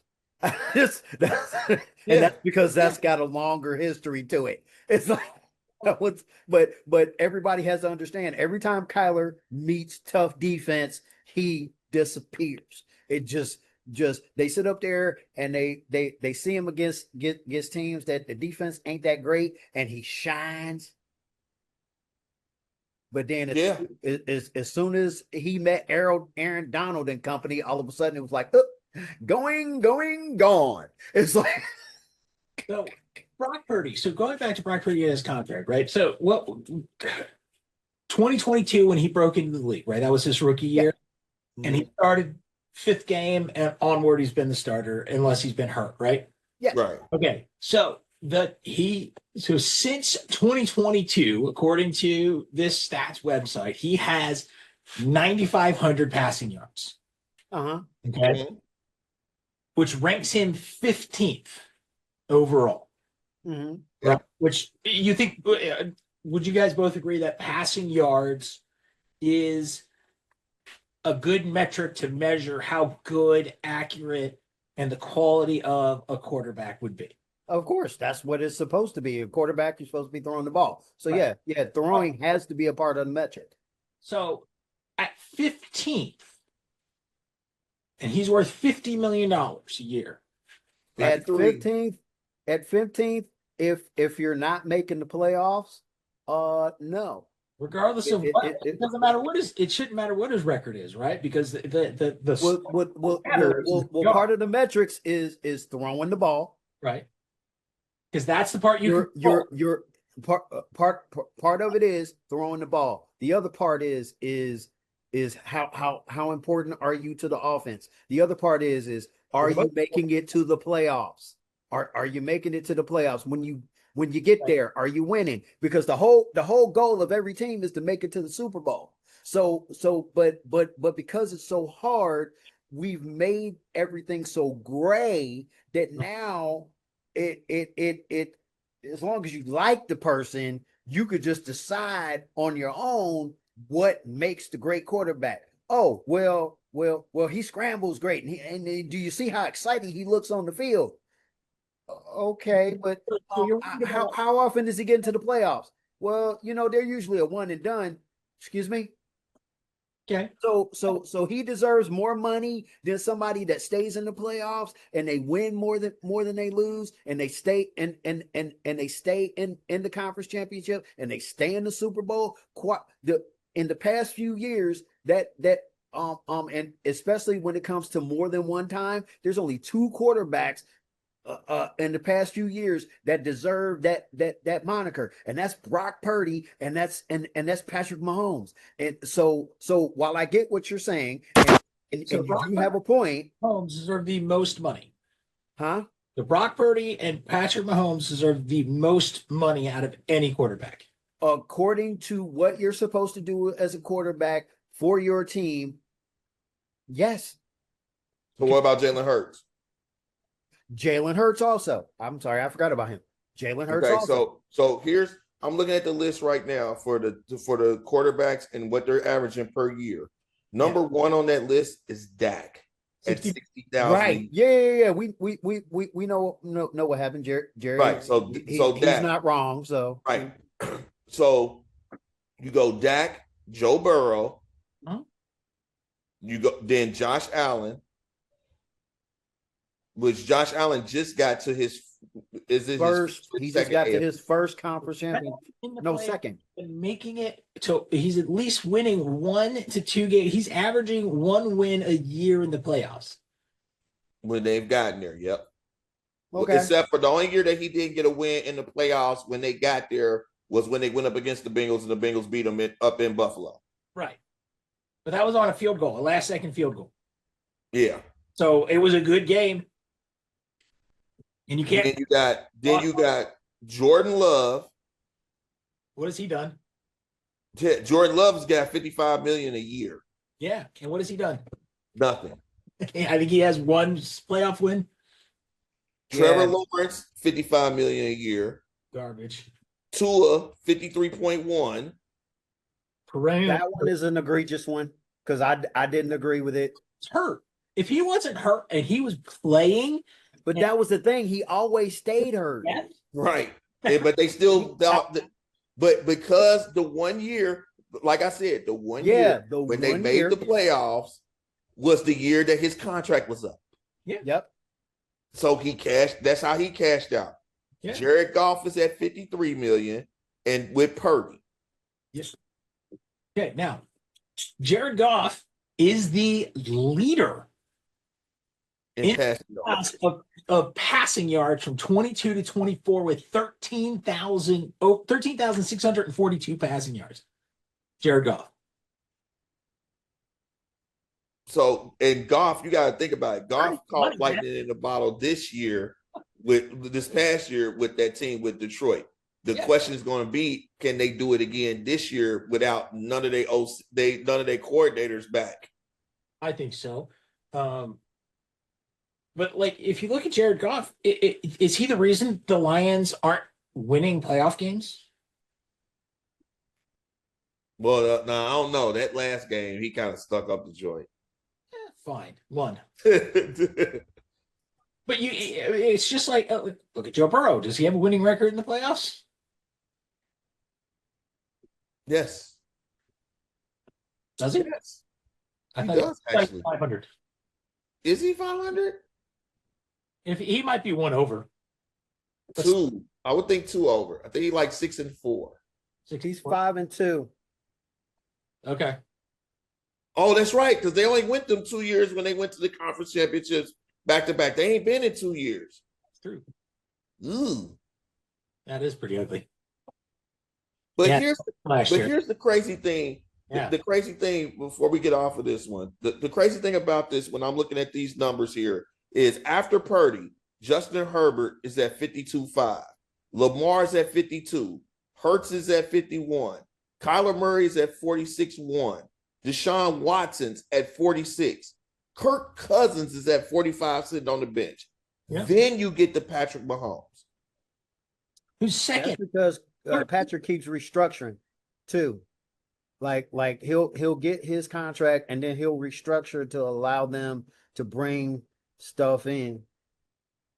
That's fine. To bring in more people. He wants to go. That's the way he wants to go. That's all well and good. But I think that if we look at who you're giving this amount of money to and going, oh, well, as long as they're doing their job and getting and winning, it's not their job to win. Their job is to throw the ball. They can't prevent people from scoring. So yeah, it's throwing for, not doing your job is throwing for less than 10,000 yards in 3 years. Kyler Murray, Brock Purdy. That's not doing your job. If you want to make $55 million a year, you want to make $50 million plus a year, you're throwing for 10 grand plus in two years. That's doing your job as a quarterback. Winning. And it's like, but if you can't stay upright, that's the one thing. Stay upright because that's not his job. His job is to throw the ball, keep him upright. That's the offensive line's job. Right. Okay. But that plays into that also plays into why his numbers aren't as great. So Joe Burrow has 11,702 yards, and he can't stay upright for anything. His offensive line is Swiss cheese, man. Yeah. Their offensive line. That's actually a good point. Line to sack. That's been one of the biggest pet peeves we've been saying is the O-line, the O-line, the O-line. But he's being successful. 11,000.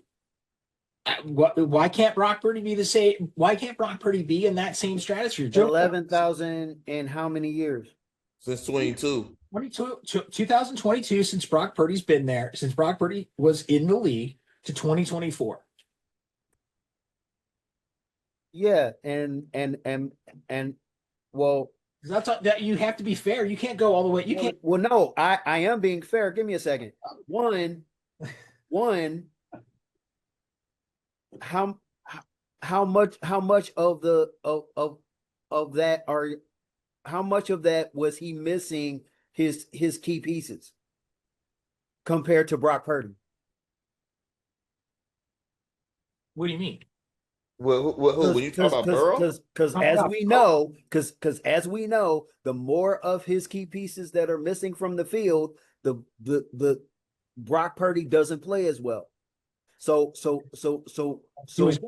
on top of having a bad offensive line. So even though Joe had a bad offensive line, how often was he missing Higgins and Chase? At least 40% of that time. And because he had Tyler Boyd, he had Tyler Boyd, he had Chase, he had Higgins, he had what was the name of that tight end that they ended up trading because he kept getting hurt so much, but he started getting hurt toward like the last year he was with before he got traded. What was that tight end's name? It wasn't Hurst. It was they didn't trade a tight end. It was they released him in free agency. I know you're talking. They released him. Damn, no, who was it? I know who you're talking about. The CJ Uzomah. He left, and it was another one, but that was before 22. Yeah. The other tight end, because Uzomah was the tight end when they went to the Super Bowl. Yes. And he cashed in when he went to Washington. Yeah, he cashed in and then has done nothing since he went to the Jets. Yeah. Oh, is he in the Jets? He got cut from the Jets too.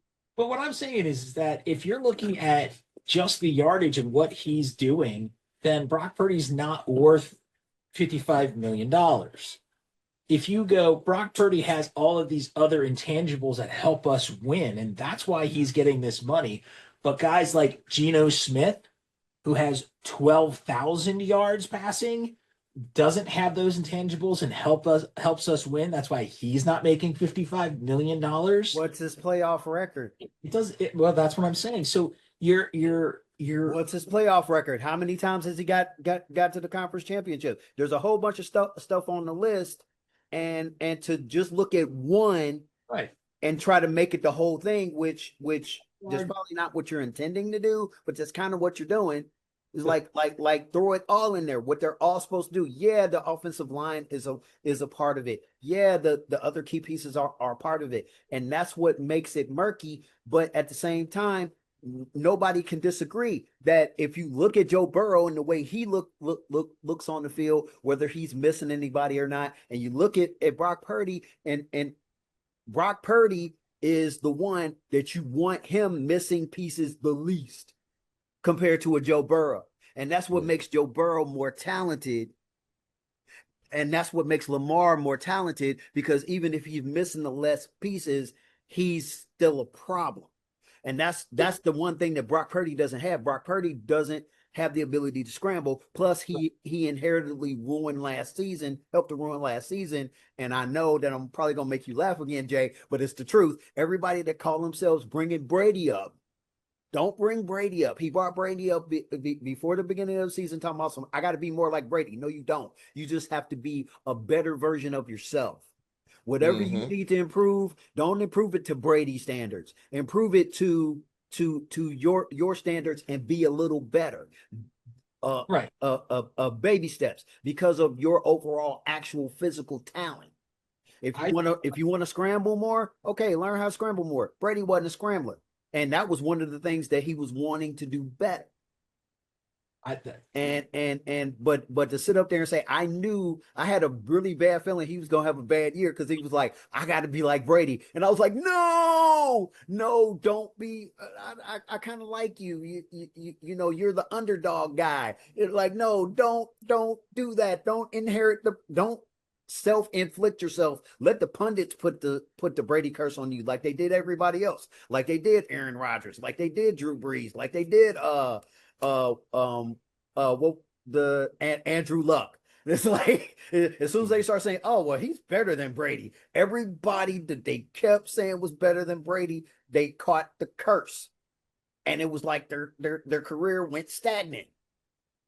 I think that once it gets, the only way that it's going to stop in this snowball effect, and that's what we've been in since I want to say since the Mahomes signing, where pretty much if you sniff a playoff, you are our future quarterback. Even if that's the only season that you've had that was good and successful, when it was time for us to re-up or be able to renegotiate your contract or your rookie deals in there, instead of locking in to these 4, 5, 6 year 265, and they're going to continue to balloon type of contracts with these quarterbacks, you have to look at the body of work as a whole with that. If you look at the body of work as a whole, Lawrence shouldn't have got paid. No. Who? Dak would have been a borderline to get paid. Not 60 million. Not 60 million. I would have paid Dak 35. I'd pay Dak Prescott 35 to do what he does. Right. But see, this is 35, 40 the problem. It's 35, 40 yet. For Dak, yeah. This is the problem. As soon as these players see that they've gotten this team to a playoff game, they automatically kicking in. Oh, I want to be here. I want to be. Don't let them get to a conference championship in a Super Bowl. Oh, I want to be the highest paid every single time, even if you caught lightning in a bottle for 1 year. Now you're shooting up there and you're getting paid this for, and it's pretty much just a signing bonus. You're getting paid this, and then if you're crap the rest of the while, you've handcuffed your team, 100%, and then you're going to become a pariah in any type of media outlet because they're going to say you took all this money and you had one good season. Trevor Lawrence is living that right now. Dak is under that heat. We were talking about it last year, the whole back end of last year, when they were saying, are they going to draft Shedeur? Because you put yourself, the crazy part that comes along with having that money is you better win. And you want to know the funny part? Where did you say where did you say, Andrew, where did you say he was his yardage was ranked? Who's that? Who? Purdy. Purdy. 15th. 15th. Now here's the funny part. That's actually salary cap wise. That's how much room he's actually taken up of the salary cap. It sounds like a big number, but technically, and I'm sure it's the only reason he got it, when they started crunching the numbers, they figured out he was only taking up maybe 14% of the cap. And when you Nick Wright was working the numbers, they said technically, in terms of like quarterbacks getting paid. Oh, you know he's why? Like 14th or 15th. So it actually is funny that you say that where he's ranked yardage wise, because that's actually where his contract ends up putting him. Why is that? Because it's the extension. Because it's an extension. It's not. It's the years. The salary in those years don't kick in immediately off of what they signed because he's still on his rookie deal. Yeah, he's still on his rookie deal this year and next year. Yeah. So that's why you don't see that. They won't see that bump up until year 3. Yeah. So he's going. Yeah, he counts against that. That's the way that those numbers get played to where they can sign those large contracts, but it's extension to their rookie deal. So as soon as they get finished with their rookie deal, now it kicks into where it's that overage in there. They pay that bonus, and that's a plus to any of those teams because if you start looking like you ain't gonna be worth that money when that kicks in, now you can be trade bait. Oh, they'll cut him before they trade him, right? Or they'll cut you because they'll pay the salary cap, the salary bonus, and they'll take the hit. That's where the contracts like Cousins and like Watson's have been the albatross on whoever has had them because everything on those contracts was fully guaranteed. Yeah. So if you cut them, you gotta pay all of it. You don't cut a percentage of it off. You gotta go through parameters in order to get it to where it's distributed across most of them. So it makes it to where it's like, damn, what the heck? I mean, the way I look at it is they're overpaying Brock Purdy for the devil they know. Yeah. And they said, okay, he's better than any free agent we're going to be able to attract. Even if we pay 55 to a free agent like Aaron Rodgers, right? Mm-hmm. Okay. Do I want Aaron Rodgers? I wouldn't. I find Brock Purdy to be more valuable to my team because I already have him. He's in the building. He doesn't cause any problems. He's not an issue. So I'd rather keep him. But at $55 million a year, I can't imagine that he is the centerpiece that wins them a Super Bowl. To me, he is much more of a Trent Dilfer on the Ravens that takes that offense and scores you points and gives you the lead that your defense doesn't ever give up. No. I would love to agree with you if I hadn't seen what he was like when everybody was healthy.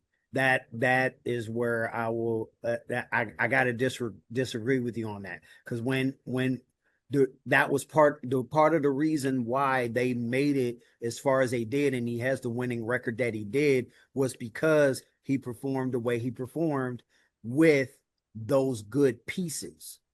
But those good pieces ain't there no more now. Yeah, I know. So now you're going to have to figure out. That's where the challenge comes in, because now we really gonna see, like, how good are you?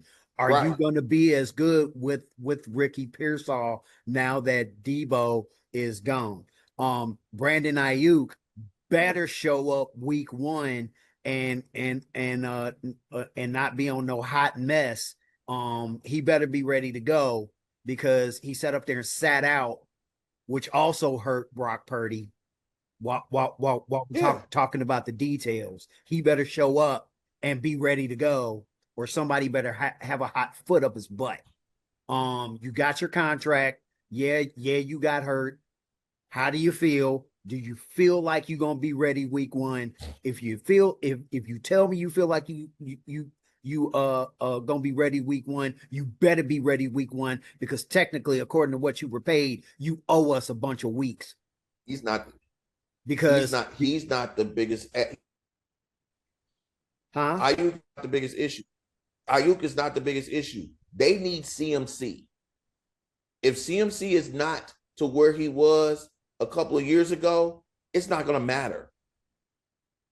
It's not going to matter at all. The kind of the reason why I disagree with that is because of how their running backs looked and they lost 2 of them in free agency. Their offensive line, because you gotta remember, their offensive line, even with Trent Williams, was so bad that they went to their third and fourth running backs, because their running backs kept getting hurt. So let's make sure we're keeping this in context. But before they got hurt, all of their running backs that they put in looked good. That's why and they're gone. A lot of games they were talking about the fact, they were like, so is it the system?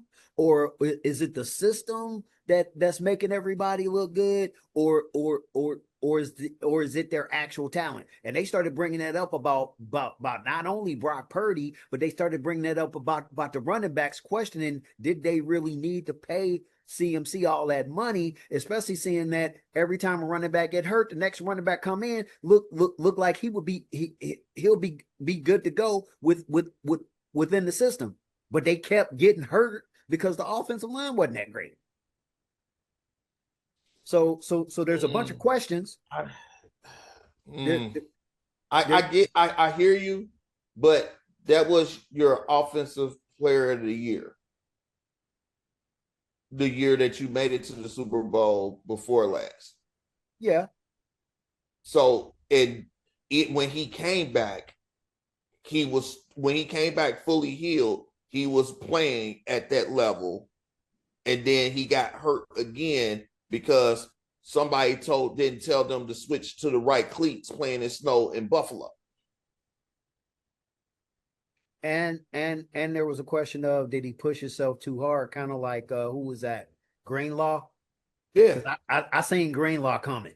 It was like, I seen how hard he was playing, and the fact that they didn't pull him out, and even the analysts was asking, they was like, should he be playing this long? But when you have a team that had the expectations that they had, and he had been out, because you gotta remember, everybody was pissed right before week 1 when they scratched him, saying that he was hurt like that, and nobody could figure out what happened.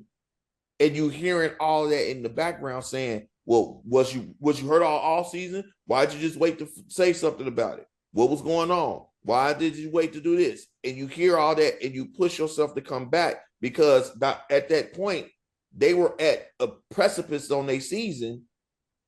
And you come back, you win a game with them, and then you showing out during that game in Buffalo until you hurt yourself. You trying to put the team on your back. And I think as much as I hate to say it, I think what it is that he's not going to be able to be the all down, the every down back that they need him to be. That they're going to need to work him in and out, which sucks because you're paying him all that money. You paying him all that money. He should he should at least be able to be the every down back that you expect him to be. But I think that was part of the problem too. That they not paying attention to history. Most quarterbacks that have multiple years of injury, you have to, and if you want to keep them all year, you can't play them. You can't play them most of the game.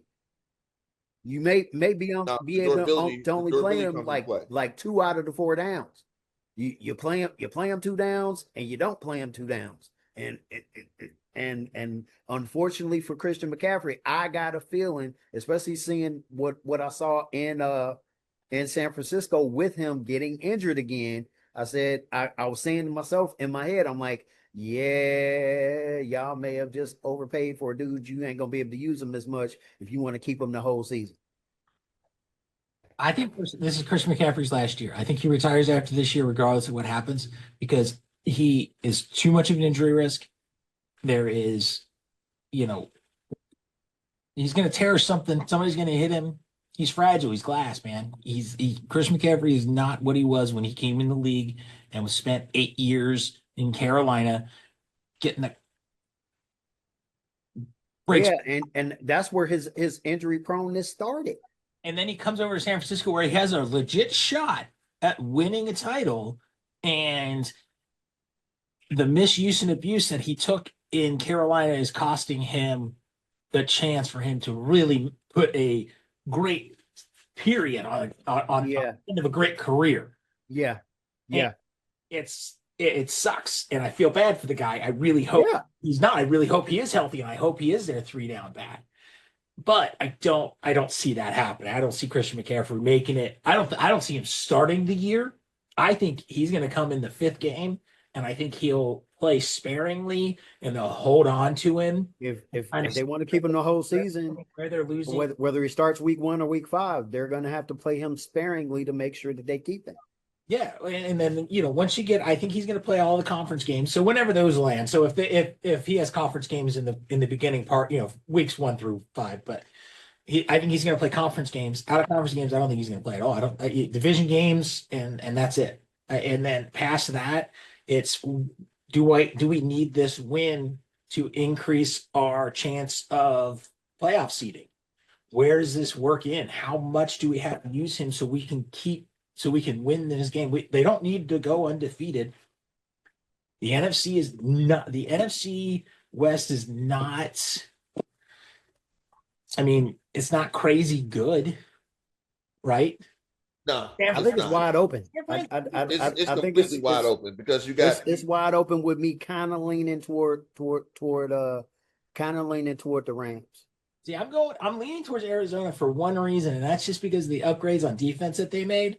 Yeah. And just get Kyler Murray to play average football. He already does that. Right. And as soon as I was waiting on that one. He already does that. That's why when he gets up against the good defenses, that's why the team don't go nowhere. And everybody gets all super hyped when he plays the teams. The defenses ain't that great, or their offenses ain't that great, so their defense stays on the field. So he gets to carve them up. But then as soon as he plays that team with the good offense, where the defense isn't on the field as much, and their defense is able to go hard, and they got the higher rankings, they're more up close toward the top of the league. All of a sudden, it's like, hey, where did Arizona go? I think Kyler. Well, here's the thing: I think Arizona with their defense is going to give Kyler Murray shorter fields. I don't think he's going to have to. He doesn't have to. I love you. 80 yards down the field every time he gets the ball.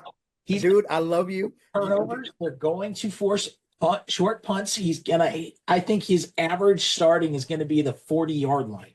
I love you, and here's why. You literally sound like the past few years. You literally sound like every pundit every year the year starts, I don't and think that's why I say like Kyler Murray is like the Dallas Cowboys of the NFC West as one person. It's he's not throwing for 6,000 yards and 35 touchdowns. What I'm but saying is his defense is everybody expects him like this is gonna be the year. It's like people used to say with the Dallas Cowboys in the East. Oh, this is gonna be their year. Look at their talent. Look at what they're gonna do. They can do this. They can do this. They can do this. And I just sit back and I go, okay, wait for it. Wait for it. Boom. well, and they give Kyler Murray the chance to only have to go 40 yards to score 3 points. Here's the thing. And the other team is being held to 12, and you kick 6 field goals. Guess what? You're going to win. He doesn't have to do it. Let me turn on my light in my living room for a second because I need to point something out to you. I don't even want to know where this is going. That is all they need. 40 yards. I don't want to know where this is going. He don't have it here. More than 15 to 18. He don't have it here. It's the reason that it's the biggest reason when things come easy to him, he is lights out. He's one of the best in the league. But when the challenges come, okay, disappears. He's standing on his tippy toes and throwing the ball 40 yards downfield to nowhere. And that's the other part of it. That's what makes Joe great. Joe Burrow great. Joe don't disappear. Lamar don't disappear. I don't know. Lamar. Well, no, he don't disappear. Every time he makes it to the his team gets to the playoffs. His team gets to the playoffs, and that might be where things get a little wonky for Lamar, but at least he gets there. You know that Kyler has the talent, but as talented as he is, there's no reason why San Francisco should have been dominating this whole time without a relevant challenge from Arizona. I mean, how many times has Arizona with him as the quarterback? How many times have they been to the playoffs? I don't think they have, but that's not the point. I'm saying that Kyler Murray is the reason they're winning. Their defense is the reason they're going to win.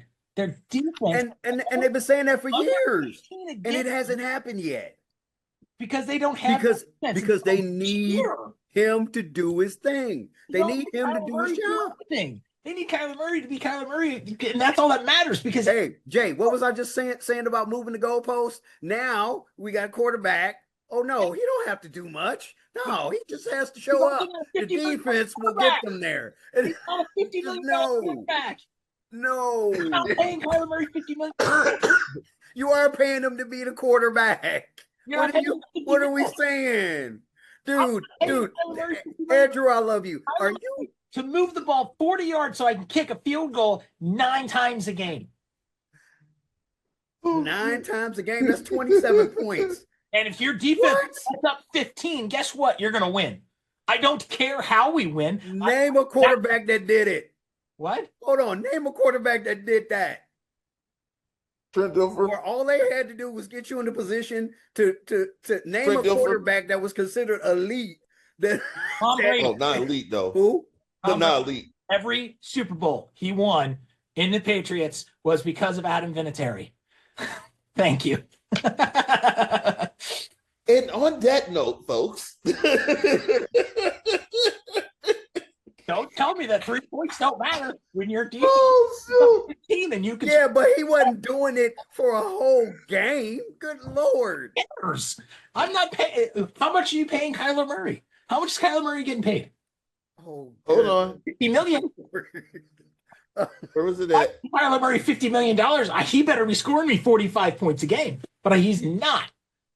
He's not making. And the reason why he's not is because he meets the challenge and the house folds. It's like he's one of the 3 little pigs and he has one of the weakest houses. That's fine. He can have all the issues he wants. No, you cannot.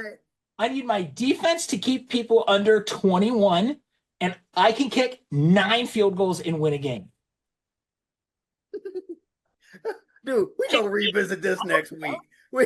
We gonna revisit this next week. Oh my God. You know, this is hilarious. Along with starting position on the field is the 40. You don't do 40 yards with the but even what you saying ain't gonna happen, because even if I play that game of Tom Brady, what did he have? He had this. This is why people called him a crybaby, because they mistook competitiveness for the fact that he loved to win.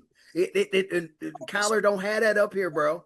With field goals, and Kyler don't have this up, but his competitive spirit, and then the coaching staff. Okay, that why they developed the defense. That's why they went after all the defense, because they didn't have a hell of a defense. They drafted 3rd round on down. Their stuff is like what people think about weed, that it was naturally grown. They picked 3rd through 7th. They picked 3rd through 7th. Okay. And then boom, they were ready by the time the playoffs came around. They didn't start going. They didn't start going getting people from free agency till about 10 years in. And then that's when first one they got was Randy Moss, and then the next thing we knew, Revis showed up, and it was like other than that, they didn't get a lot of free agents like that. They mostly got it on the offensive side of the ball because the Bengals wanted to try to resurrect Chad Ochocinco and Corey Dillon. It worked for Corey Dillon because he went over there, got yelled at by Brady, and they ended up winning the Super Bowl. Chad, not so much, and so Allen Haynesworth didn't work out. He was a problem child, and even on he didn't last a week. Belichick saw the writing on the wall, like, yeah, not this dude, and so no, let's stay off my Patriots. My Patriots were mostly homegrown, 3rd round on down. Touch the sore spot. Field goal kicker to win, and I gave you an example, and you didn't like the example. No.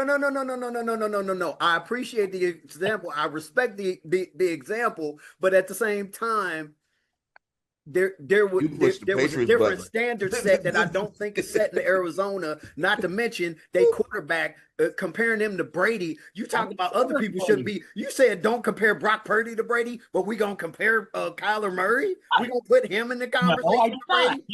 No, you complained about how they're gonna win. And you told me to find a quarterback that wins with field goals, and I gave. And I respect the answer that you gave me. But I'm not comparing Kyler Murray to Tom Brady. I asked for an example, and you did that. So I got to be fair. But he's going to throw 40 yards and win because of the defense. In terms of the mentality of the two quarterbacks, which is the only part of my argument that I'm bringing up, because you did give me an example. You did exactly what I asked you to do. And technically, I cannot argue with that. But from a mentality standpoint, you also backed up my part of it, that the mentality ain't there.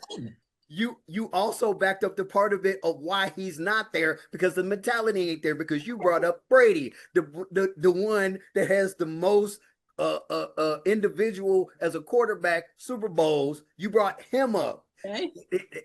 He was able to pull that off, but part of that was mentality, and that's what Kyler's missing. Kyler is a talented dude, and he should have a lot of playoff wins and at least 1 or 2 according to his talent, at least 1 or 2 conference championships, maybe even a Super Bowl appearance. I mean, hell, Cam Newton did it, and he was another one that folded. So gosh darn those Oklahoma quarterbacks. Hey man, I'm just saying, doing perfectly fine in Tampa. Okay. What? Yeah, after. He's okay. He's okay being there. He's the exception to the norm. The rest of them, after that, field goals this year. They're going to move the ball 40 to 45 yards, kick 9 field goals, and win every game. Go undefeated by kicking more field goals. Isn't Wes McCall still out there? Who? Ravens kicker. Oh, he gets signed by Arizona. Go out in the desert. Yeah, you just got to keep him away from the massage parlors. Yeah, away from the massage parlors. They have Tucker out there. I can see it. 12 possessions a game. Score on Well, first he got to get done with court. He got to get done with court too. So he got to get done with court too. So they're just gonna hire Tucker's wife to be his personal masseuse and then do it. If she don't divorce him. Oh, shit. Okay, and with that, we've had so much fun. Good goals win titles, man. Oh my God. We have had so much fun. If we gotta pay her in order to, is it cheaper to keep her and have her have her rub you? Oh, wow. So be it. What are you paying rubbers for? Okay, and with that, United World of Sports, we've obviously had a lot of fun today. Oh geez. Okay. I'm Dante Suave. It's Mystah Jay, Andrew from 0 Hour. Check out their Facebooks and their other social medias. Hopefully I will be starting my music podcast. I know I've been saying it for a while. Life be lifing, as my former teachers like Jay and Aries and my producer who is at work this week, King, always used to like to say, life be lifing. So but I am within the next couple of weeks going to try to bring my my music podcast to fruition and come up with segments and hopefully be doing a lot of interviews and just seeing how everything plays out to like really grow my brand. So other than that, it's been fun. We're 25 minutes in on Raw. We will see you guys next week. All right, everybody, have a great weekend and be safe out here and stay away from the massage parlors. Win titles. Field goals win titles. Right. Later, y'all. Later.